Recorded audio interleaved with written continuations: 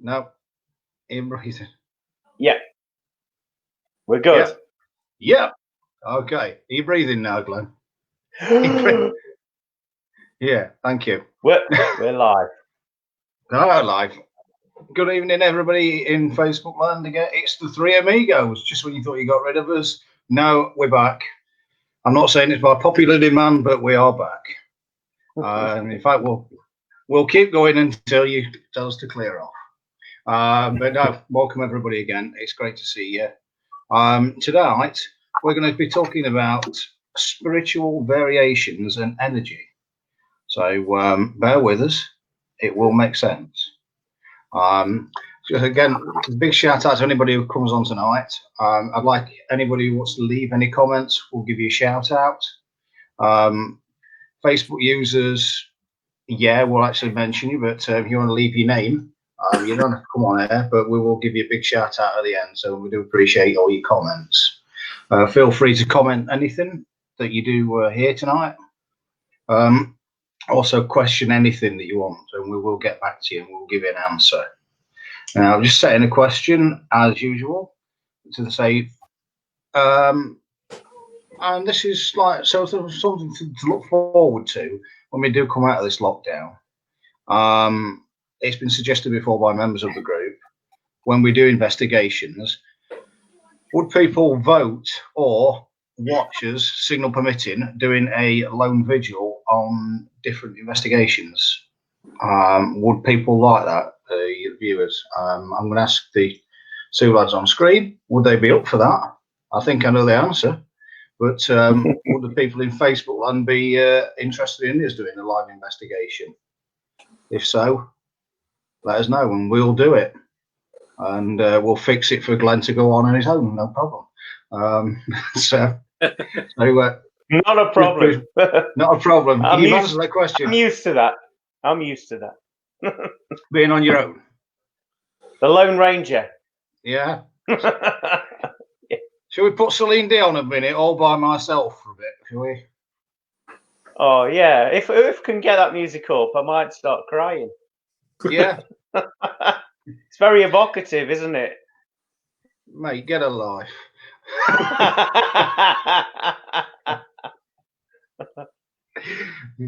Carl, would you be up for that, mate? Most definitely, yeah, that's cool. Most definitely. Okay, so that's three of us, definitely. Anybody else you want to suggest? Let's go with it. So, without any further ado, let's start and talk about different kind of energies that you might come across. So, this will make a lot more sense as we're going along. So, but the first one I'm going to do is, I'll start out as normal, we'll go left to right. I'm going to talk about something which is called crisis ghosts. Now, that is basically an apparition where people have seen the spirits or ghosts of what they believe to be real people who are alive in times of real trouble and in times of real crisis. That has been recorded on many occasions, actually. And I think it's quite interesting. And sometimes they haven't even died, they haven't even passed.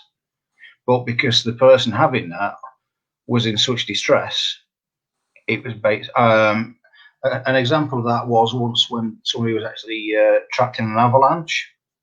They actually thought they saw a relative that had come for them just before they actually passed.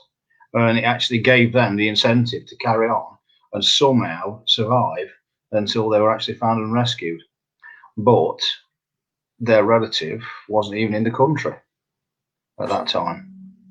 But interestingly enough, as a side topic to that, the person that they saw as an apparition actually felt something very weird at that point in time in a different country.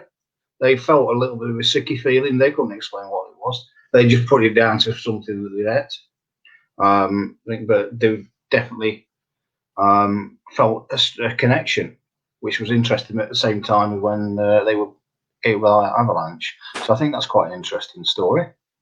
Now, the other one I'm going to mention to you, it is a fact, was during the war, because it's been quite relevant nowadays with the VE Day celebrations. a lady came into a house, or she was going to the shop, sorry, and all of a sudden she was overjoyed, came bursting back into the house, saying, "Where is he? I know he's here. I know he's here." And said, "What are you on about?" to the family. And this is my son. I know he's here. I know he's back because I've seen him. He's waiting. He's hiding. She was walking all the way around the house, couldn't find him. Then she's getting confused. Got a knock on the door. He's passed. You got a telegram saying he'd passed. And they believe that was him. Actually, even though he passed, that he'd gone home. He'd gone home to his mum because he was walking towards her and smiling, and then went in the door. I think that's quite a really powerful story. I don't know what it is. I don't know what causes it. Could be emotions. If anybody's got any comments about that and theories on it, please share it. It could be the emotional connection with people. I don't know. Glenn, you've got another little story, haven't you? About I have. Yeah, that can follow on from that, actually. Yeah. Well, the story goes, I'm going back a few years when I lived at my old house, and I had 2 cats. Now, one of the cats needed to go to the vet. She needed an operation, so she was booked in. And the day of the operation, I took her in the morning, dropped her off there, and they said they'd give me a call when they'd finished to let me know how she got on. Well, I would have said that she'd been gone about sort of 40 minutes. I'd gone back home, and I'd just thought, right, I'll get on with some jobs. I'll start and put the washing away in the wardrobes. So I was doing that. I was putting towels away. And as I bent down to put some towels away in the wardrobe, I saw the exact same cat who I'd just taken to the vets and dropped off at the vets. She was lying on the towels that I've just put down in the wardrobe there. Yeah. I would say a few seconds, she looked as real as could be. And then she just disappeared. And at that moment she disappeared, a few seconds, I'd got a phone call from the vets telling me, "We're ever so sorry, Mr. Boddice, but we hate to tell you the bad news, but your cat's just passed away." She didn't even make it to the operating table. She was just on the inspection table, and she passed away. So this was probably about an hour, just over an hour after I dropped my cat off at the vets. And so, like you were saying with that last story, there is a similarity in the way. So in a way, it's like the soul is wanting to say a last goodbye, isn't it, before it makes its transition? So it comes to see its loved ones. And so, but when I saw it, she was as solid and as real as what she was when I took her to the vets. And it was a pleasure to see, but obviously sad times as well. Yeah, it's something you are privileged to see it, but you didn't want to see it. Yes, yeah. Bless you. You're nodding along to that, Carl. Have you got anything to add about it? I've not experienced it myself, but I do know quite a number of my friends have kind of experienced that. And I think it's really, isn't it? Spirit just making sure that you're calm with their passing. Yeah. Or is it would you say maybe a reassurance? Yeah. Most definitely. I think whichever way we look at it, most people agree it's actually, in a way, relaxing rather than kind of like being scared of spirit or anything like that. So I think the whole intention is just to kind of either, like you say, reassure you and to actually get it on with it, so to speak. Yeah. Now, I know we sort of digress off topic a little bit, but then again, that's us anyway. Do you agree that perhaps, I know I've done it with my dad and granddad and everything like that. Do you agree that perhaps soon as possible after someone's passed, that you get a signal from them that they have transitioned, they are okay? I've had this situation with my dad with the telly, and yes, you mentioned that, didn't you? Yeah, and I've had things from my granddad as well, in particular, when because we were very close to him. I just think, well, it's just soon afterwards, not necessarily the same day, but I think soon after, it's as if, my personal opinion is, when you get to the spirit world, you get a freebie to come back and just say, I'm okay. I don't know what you two think to that, or Glenn? Well, I've had something similar, actually, when my dad passed away. Like you say, it wasn't exactly after. I can't exactly remember the timeline when it happened. Obviously, you're in grief, so it was the last thing on my mind. But I can remember coming into my living room, from coming down the stairs into my living room, not long after my dad had passed, and I saw the top half of my dad, his cardigan, his shirt that he used to wear, and part of his trousers. And I saw him standing there in the center of my living room, and it was for a split second. It was almost like a projection, like a projector would project onto a wall.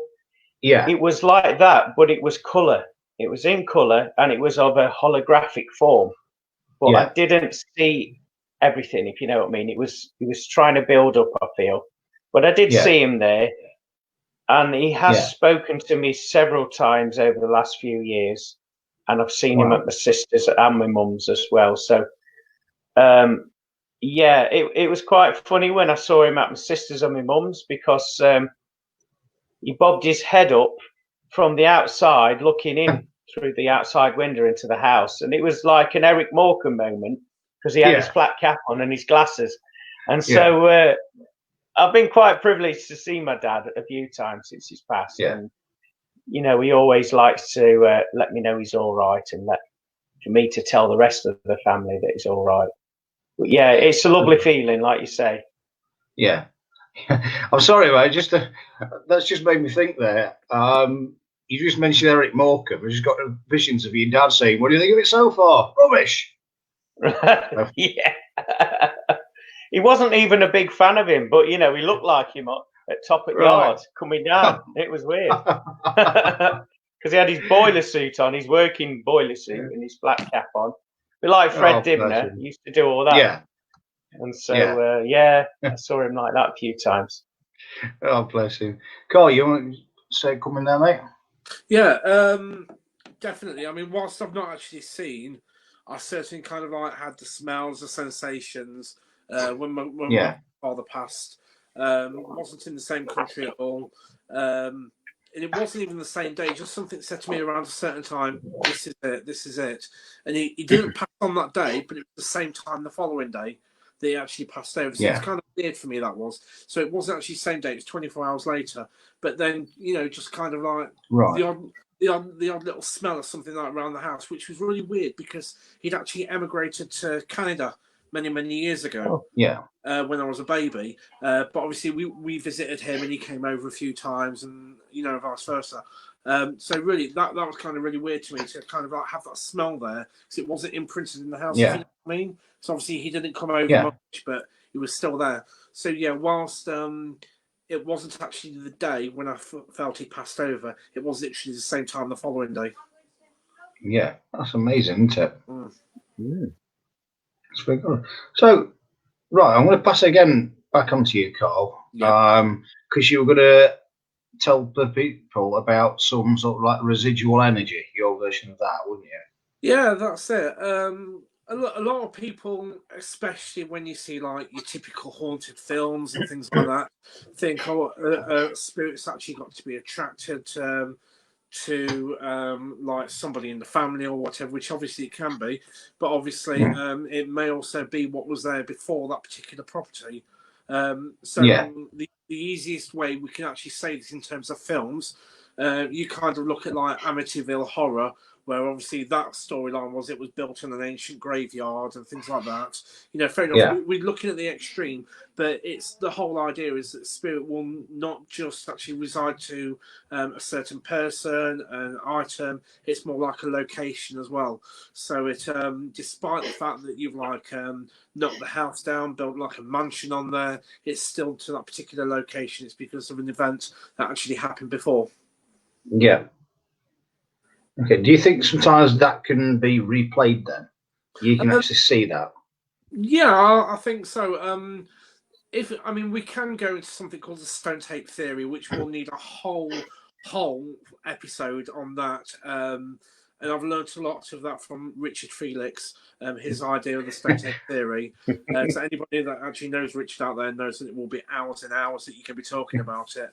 But yeah, the whole idea that the differences between spirits, like the ones that can communicate, the intelligent spirits, and then you've got the spirit that actually don't communicate. They're a recording, and it's just played back over time. And you need the exact, almost like temperature, atmosphere, everything needs to be the exact thing to replicate that image being produced. So that's why sometimes some people will see it, and on another night, other investigators won't, because it kind of needs all the elements to add up to make that perfect scenario, just to see that recording being played again. Yeah.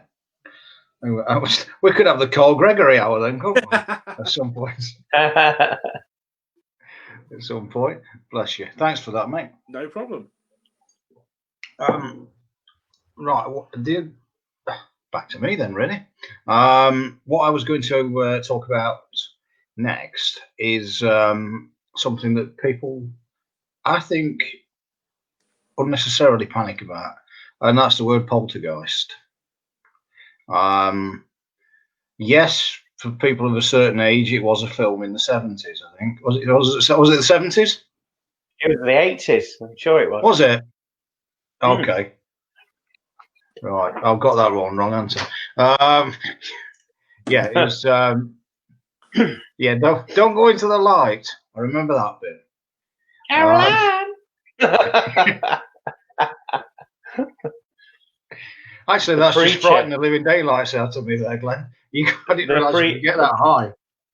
Oh yes, that's only the start of it. Is it? Okay, I'll give Alan Jones a run for his money, definitely. And Tiny Tim. Right. Oh my word! How we get some Alan Jones to Poltergeist? I'm not quite sure. Only on this show, isn't it? Yeah, so to say the Poltergeist, people seem to fear it. You've seen it depicted in TV programs like the Enfield Haunting. I think that's quite an extreme case. Although I must admit, from a personal point of view, I think some of that was genuine. I think some might have been a little bit exaggerated for TV, but I think some of the original cases were genuine on that. Basically, what a poltergeist is just it's energy. It feeds off of people's emotions. It's a German word for a noisy ghost. And basically, I think I've found it. I've actually experienced poltergeist activity myself. And it was, shall we say, interesting. I'll talk to you about that in a little moment. But I found that when people say they've got poltergeist activity, it's usually when people are having strong emotions, either through pubescent teenagers or relationship breakups, anything where the emotions are all over the place and it's just everything's getting on top of you. I think usually around teenagers, I think that's when it actually can occur the most, because I mean, I'm not professing to be an exact expert on these things, but I've got an idea that they seem to create it for some reason, whether it's the hormones or anything like that, I'm not sure. It doesn't last for a long time. It does tend to go after I think maybe a few months maximum, maybe over a week or something like that. Unless you're part of the Black Monk Poltergeist at East Drive, and you keep popping up every single time TV shows appear. Oh, did I say that out loud? Yeah. We don't know what you meant. No, not at all. No. I'm going to clue. Exactly. Thank you very much. Can you elaborate?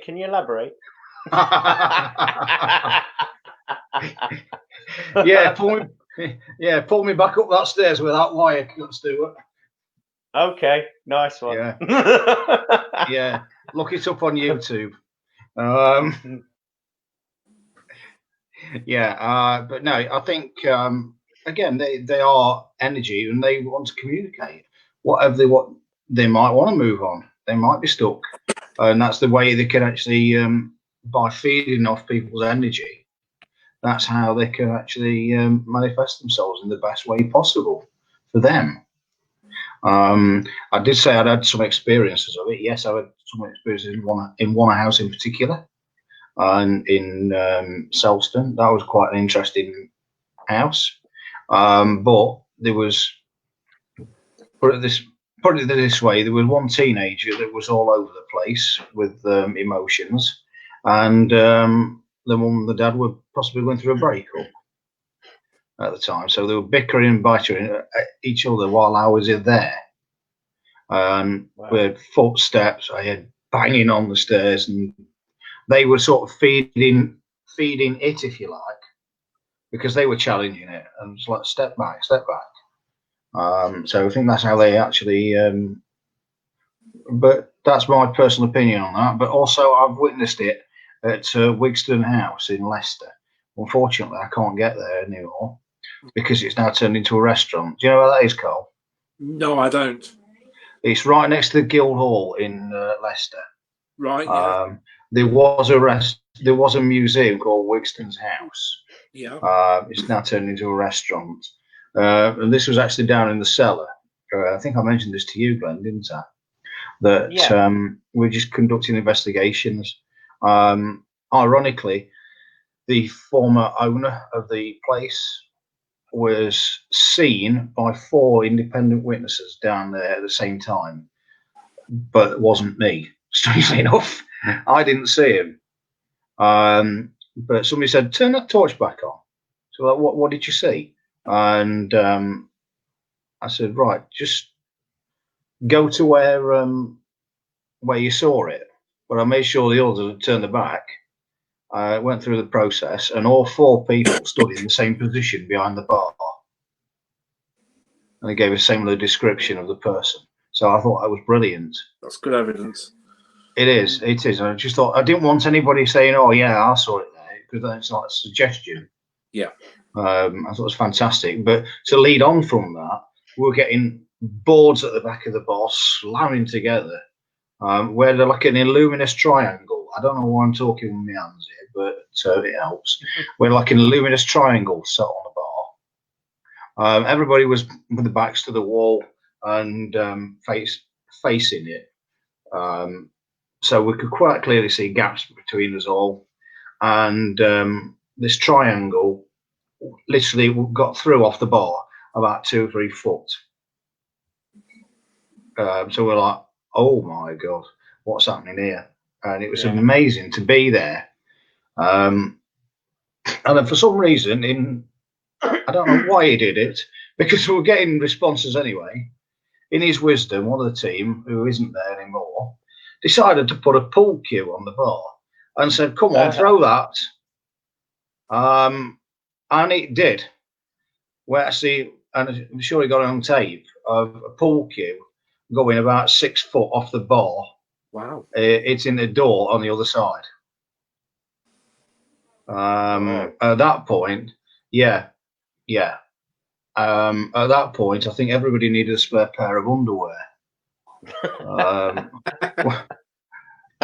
We were thinking, what is going to happen next? We decided after that we'd actually had the reaction we wanted. We decided not to ask her for anything more, because you can't get any more than that. And then the irony was, as we were going out, we said, "Oh, I think we better go now." And neither of us could remember. We thought we'd shut the door, but the door was then open as we were going out. So we got a feeling that, that had been open, but nobody noticed. Wow. It was just saying, "All right, I've performed, now clear off." But we know that. Can you say that's a restaurant now, is it? Yes, it is, yeah. Oh, that's a shame. It is. I mean, we did try and get back, but couldn't do it. Yeah, so unless somebody actually manages to sort of like work for them, we could get in quiet. Because at that place we even had doors slamming open, table tipping was incredible. Wow. Yeah, it was a lot of activity in that place. But yeah, you win some, you lose some. If it ever did reopen, I'd go straight back in tomorrow. But I think that to capture that as well on tape, on footage, that would be incredible to see that. Yeah, I'm going to try and track it down if I can try and find him. That'd be amazing. Play that, yeah. I mean, I must admit there was one person down there who did mess about. I must admit, because it was they were part of a different group. I was disgusted, to be fair. They were like saying, "Oh, look, it's Spirit. They're throwing things." No, it's not. It's his missus with it throwing pebbles out of her handbag. Yeah, I've seen some cases of that. On an investigation, we've had night vision goggles. Oh, something's just thrown. No, it was just you pulling something out of your pocket and you've just thrown it across the room. Yeah. Why do they do that? I don't know. I really don't know why people do that. Wasting everybody's time and money, isn't it? At the end of the day. Yeah, exactly. But I think that's why we are good. I'm giving myself another plug here in our group. I think because we do it sensibly. We do it properly. If we don't get anything, we don't get anything. We have a night out with his mates. You know what I mean? In the dark. Yeah. Yeah, exactly. As you say, perfect night. Yeah. Yeah, we're all sensible adults having a conversation with an empty wall or an upturned glass. Yeah, it's perfectly normal. Perfectly normal. Yeah. So we're doing a show on how to explain ghost hunting to beginners. It sounds attractive. 1 week. So no. Yourself. Sorry, mate. Just imagine you talk to yourself. That's it. Yeah, well, I've not been certified with that yet, so nobody notices. I've got away with it. That's it. Yeah. Right, before I dig myself in further and finish off with Spade, I'll switch you around to Glenn again, mate. So you're going to talk about different entities and different energy vibrations.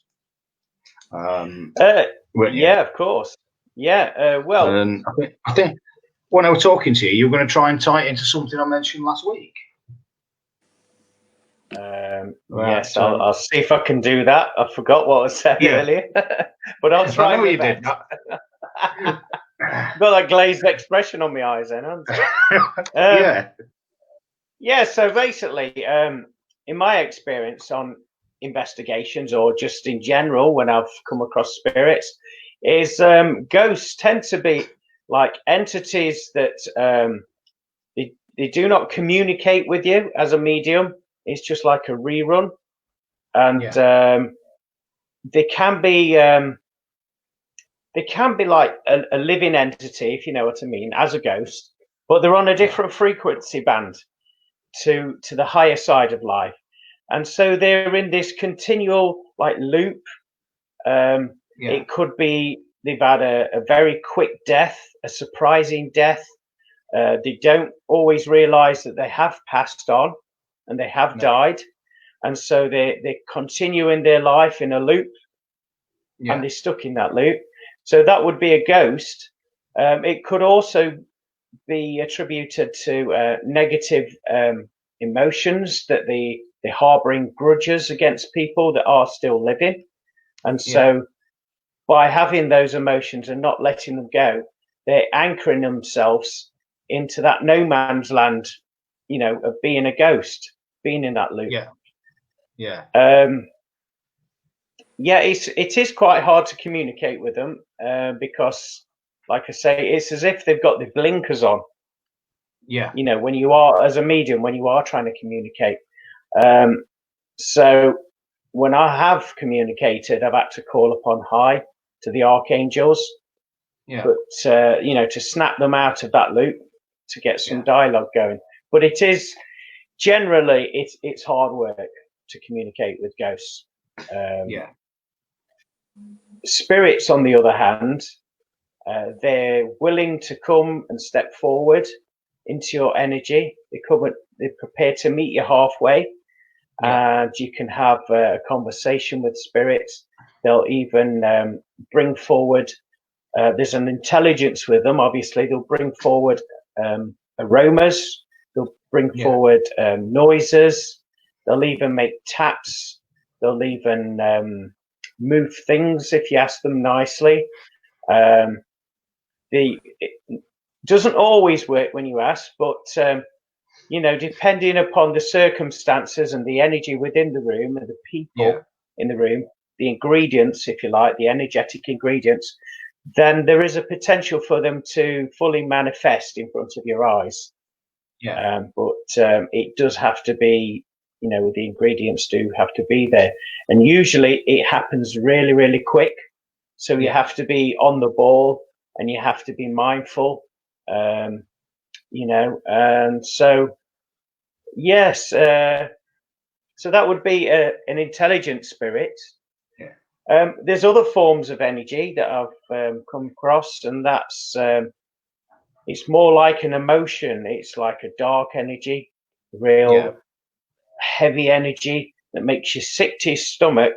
It sometimes makes you belch as well, or without being silly, it gives you wind as well. It gives you wind, and it's like the negative. It just brings a lot of negativity with it. They're the main three that I've worked with before on investigations. I've also been in contact with elementals, but I'm sure we mentioned I'll talk about that later. You just reminded me that I'll you're down for that one, mate, in a bit. Okay. You're down for the elementals. So but I think just going back to on that part you mentioned there about you have to be quick to see them, the conditions have to be right. I think that's exactly what Carl said earlier about residual hauntings, isn't it? It's basically a recording, and you are privileged if you see that. It is a blessing. I mean, some people are really frightened of it, because they don't understand it. But obviously, with you being a medium as well, you'll know that the amount of training you have to do to be a medium, spirit have to do the exact same training, but on the other side of life. So they have to bring their energies down in order to be seen by us, in order to be to communicate with us. So for them to put that amount of effort in to make themselves seen, it is incredible. I'm still overwhelmed by it even now. I think you said once, Glenn, that it was like, to use a metaphor of a helicopter, where you have to get like a propeller's going around. You have to get yours. You have to get yours spinning at maximum speed, and they have to turn theirs off, basically. To actually get to meet up. To meet in the middle. Yeah, that's right. Yeah, quite an interesting concept, really, isn't it, when you think about that? Thanks for that, Glenn. No problem. And so back on to Carl, mate. You want to talk about things that you can actually you've noticed yourself. I don't know if you've got any examples, or I think you have actually, haven't you? About contact with spirits when you're actually perhaps decorating or moving things around.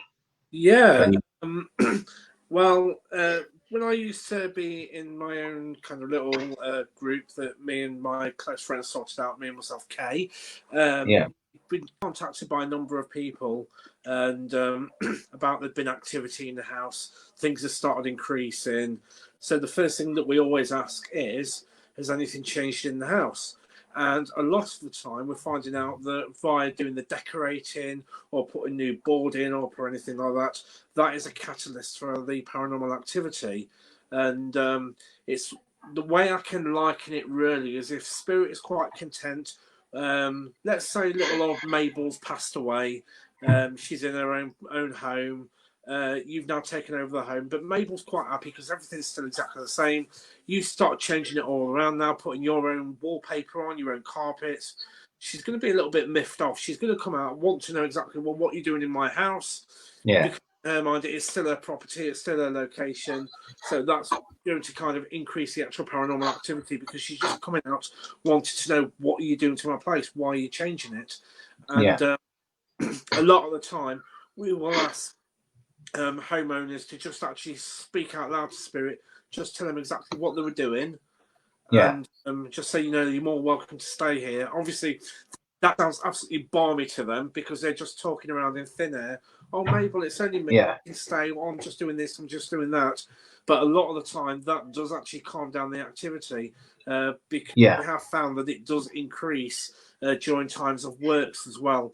And even where I've seen it before myself, where you'll see like a spirit, but then you won't see from the knees below, and chances are that might have been either there was water there or there was actually nothing there, so to speak, or it was like all built up.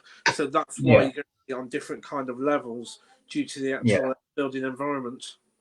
Yeah.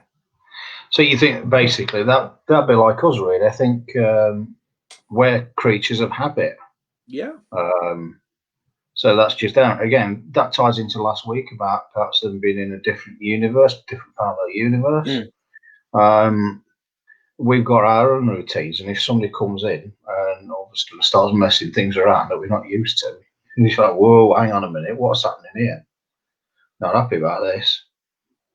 So, it's almost like you go in your car and your mate's been in there before and trashed all your car out and moved all your CEs around. You're going to be annoyed. Yeah. I wonder if that's potentially why you get, maybe, throw this one out here, maybe why you get a little bit of poltergeist activity. Perhaps they're even saying, right, I'm not having this, I'm putting this back here. Could well be, because exactly it is just polter, noisy. Yeah. Geist is obviously, Old English for ghost, goist. Yeah.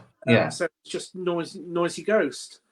Yeah. It is, quite a thing. And this is actually going back to, again, TV in Hollywood, how they say poltergeist is completely negative possessions, and it's not always that. No, it isn't. I think there's sometimes they're actually saying, hang on a minute, what's going on here? This was my house. Exactly.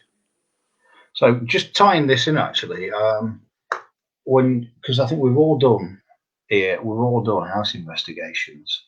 Now, do you believe, obviously not everything, because we find out some other things, but do you think, you guys think that that's a lot of hauntings are past residents or just people that are related to the people that's living in the house, is making the presence aware rather than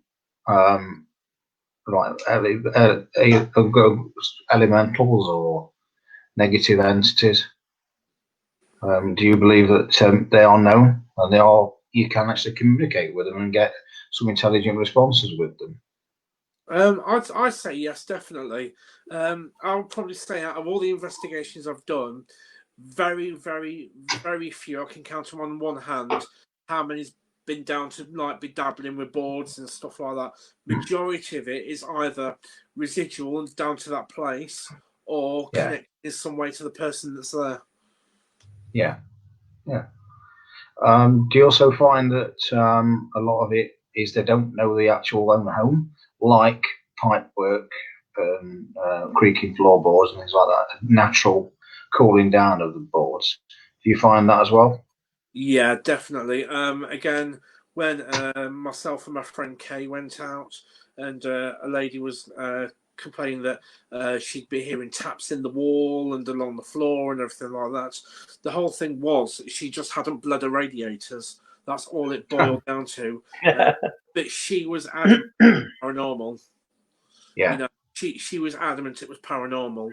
So, that it is difficult, but a lot of the time it is just natural occurrences. And like you say, not knowing your own property. you know, at the end of the day, my property's got 2 spirits in. My stairs creak at night, but I know that's just the heat that's coming out of the stairs and the contraction and expansion of the actual floor. Yeah. Yeah.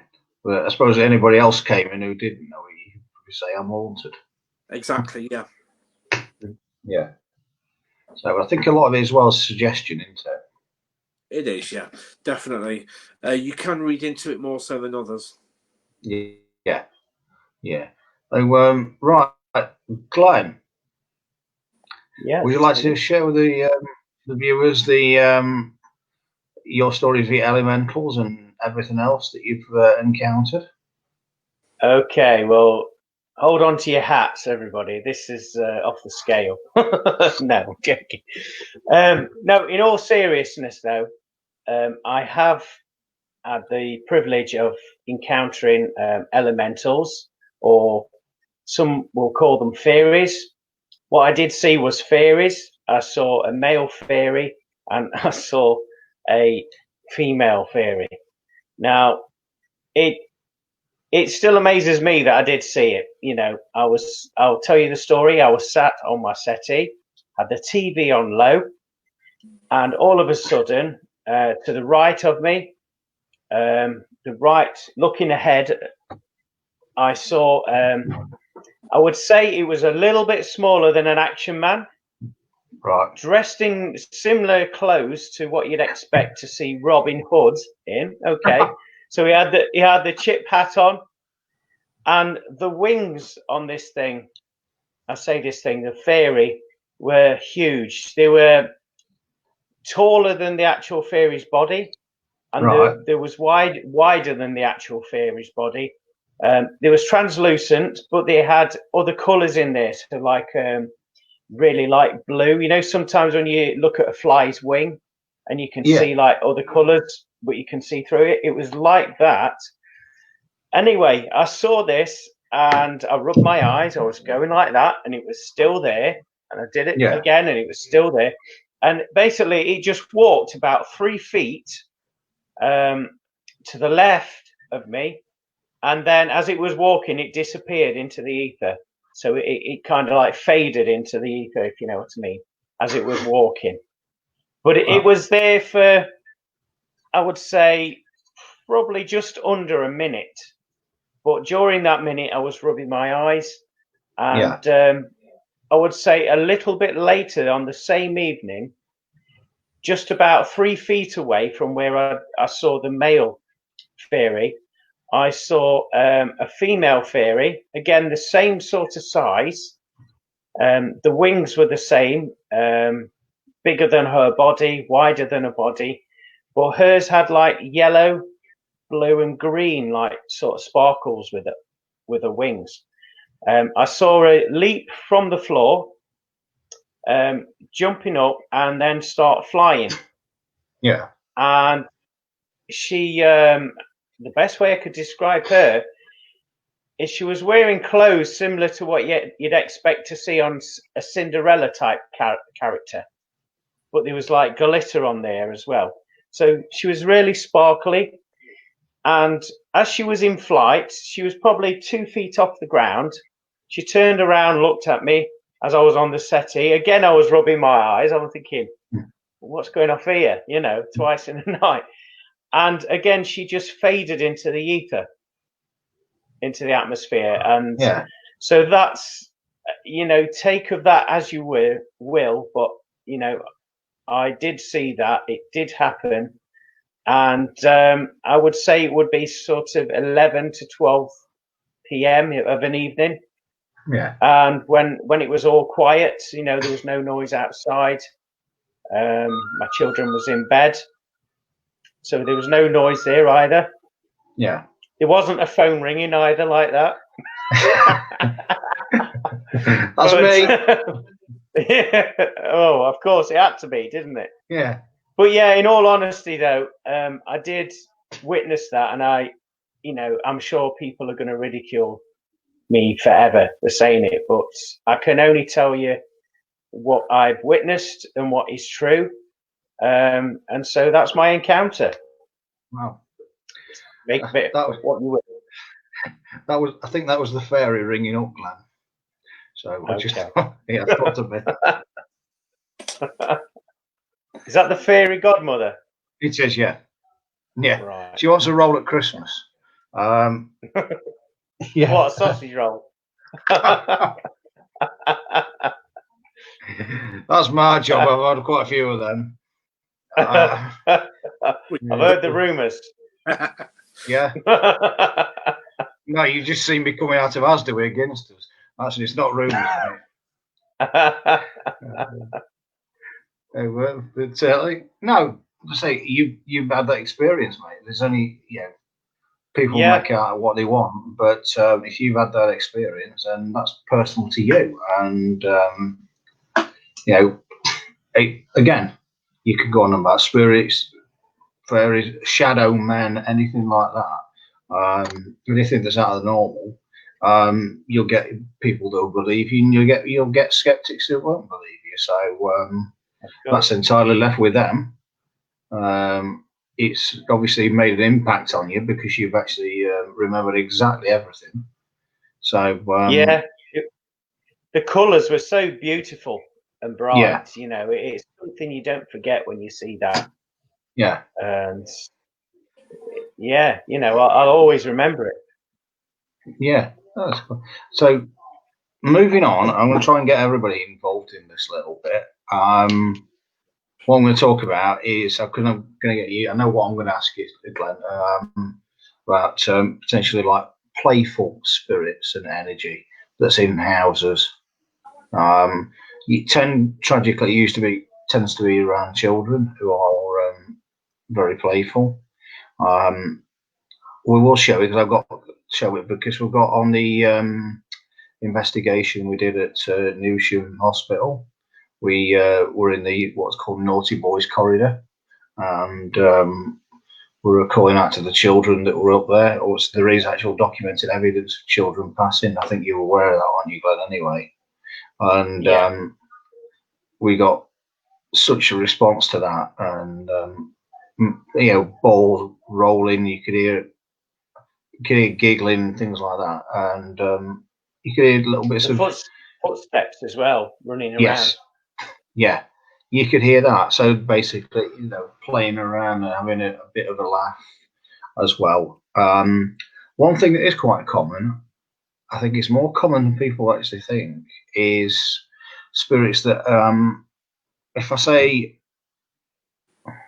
a port thing, that's probably people might not know what I'm on about.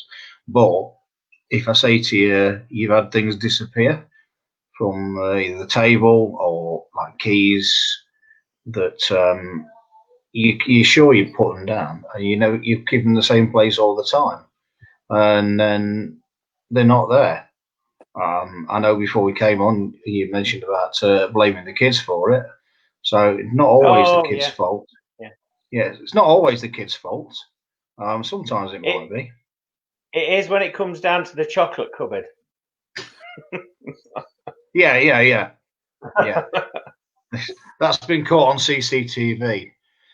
So they can't blame spirit on that one. But no, you generally, and then you can't find it, and all of a sudden it's back where you normally find it, or where you've actually left it in the first place. And you're like, what's going on here? So I think actually, when people start and think about that, they possibly had a little bit more experience about that than they realise, and they've never actually given it a thought. They've thought, I haven't missed that. I'm going a bit mad here. I don't know what your personal thoughts are, Carl. No, we'll come back to Glenn in a minute. Countless times I've put something down, and you've gone back to it 3 minutes later, and it's gone missing.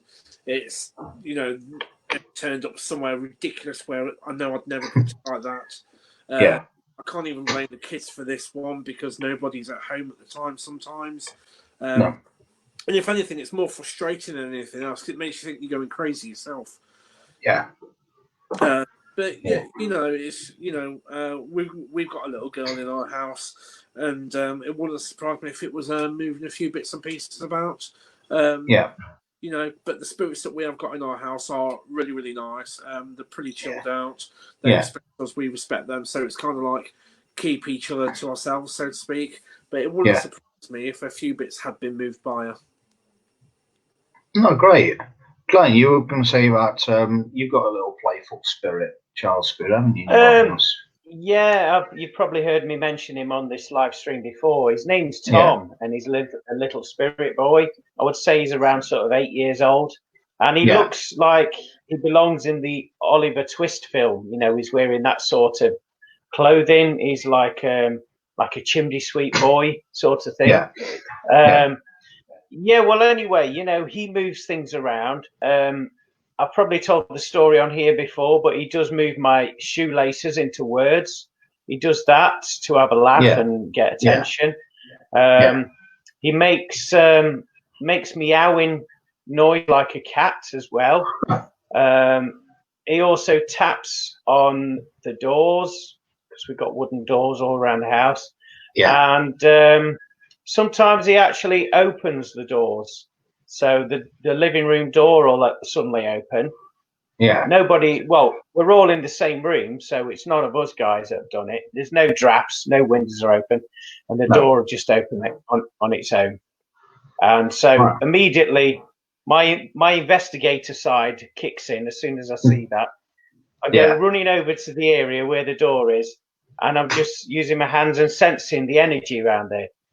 And 9 times out of 10, I can feel like the spirit energy there, can get the tingles on my hands of where Tom has been. And so, he's a nice lad. He likes to uplift the energy. He means no harm. I think I'm trying to remember now. I'm sure I've had lights that have blown as well. I've had electrical devices been interfered with as well.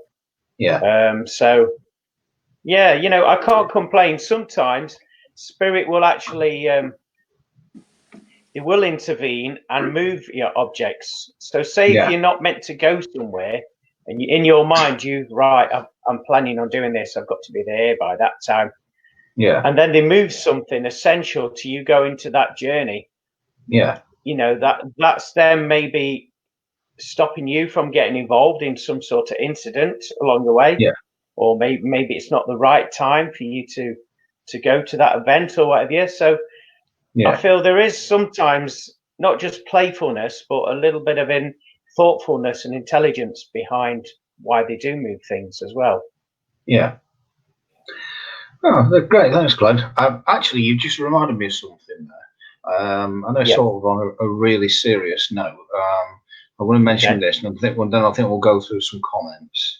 If we've got any. We've got a handful. Have we? Oh, that's good then. But it's more on a serious note. But I think it's a fantastic story. Basically, when you said about spirit will move things around, to say that you're not meant to be somewhere, and I believe guardian angels and like whole helping out. Now, all I say was when I was reading about one of the, I was actually we went to America a couple of years ago and got talking to some people, and without wrapping it up too much, the guy we got talking to, his friend was couldn't find anything, couldn't find his clocking in card, if you like, his swiping card for work. Because it kept it with its keys on the side. Thought he'd dropped it, couldn't find it at all. He'd got no idea where it had gone to, and so he's ringing his boss saying, "I'm going to be late. Sorry about this. I'll make it up to you." Can't find it, and all of a sudden he did find it, but he couldn't make it into work that day, and he worked on the 75th floor of the trade center, and that was on 9/11. Wow. Now that if that spirit not saying yeah, if that spirit not saying that you ain't going there today, I don't know what is. I got emotional when talking about it because he did.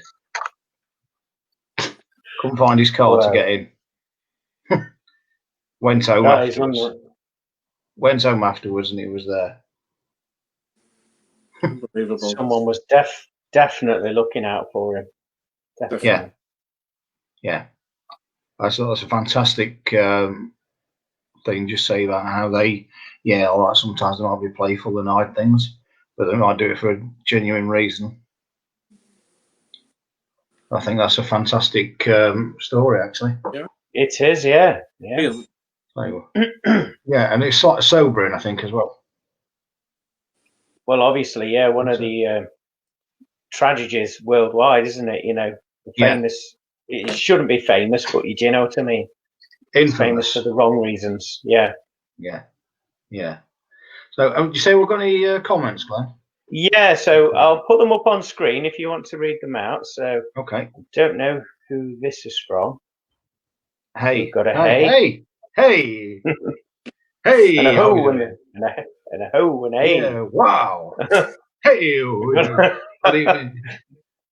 we're suddenly going into Native American territory here, aren't we? Good evening to all. Evening, how are you doing? Thank you very much. Thank you. Can't wait to meet you both. Hey up. It was okay. Oh, it was two. Okay, which one of us is a ghost? I bet it's me. I'm white. White than one. Right. That's you. Thank you. We've got another one. That like if you think about this from Megan. Oh yeah, I'll put that on screen in a minute.